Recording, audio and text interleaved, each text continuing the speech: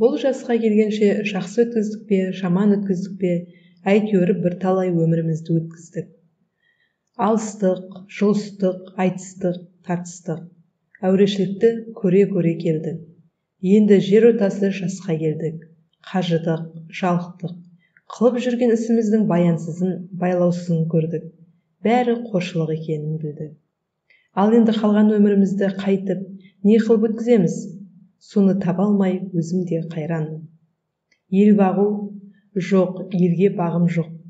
Бағусыз дертке ұшырайын деген кісі бақпаса, не албыртқан, көңілі басылмаған жастар бағамын демесе, бізді Құдай сақтасын.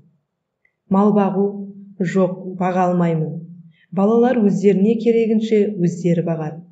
Енді қартайғанда қызығын өзің түгіл көре алмайтұғын, ұры, залым, тілемсектердің азығын бақып беремін деп, қалған аз ғана ғұмырымды қор қылар жайым жоқ.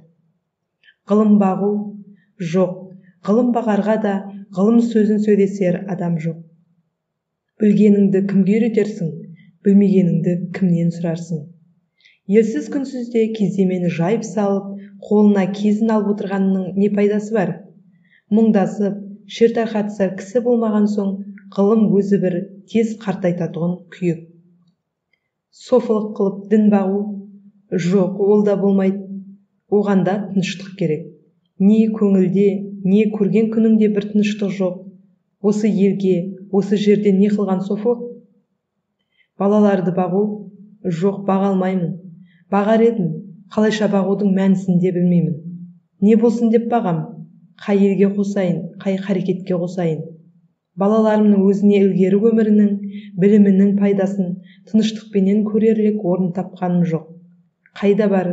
Не қыл дерімді біле алмай отырмын. Не бол деп бағам? Оны да ермек қыла алмадым.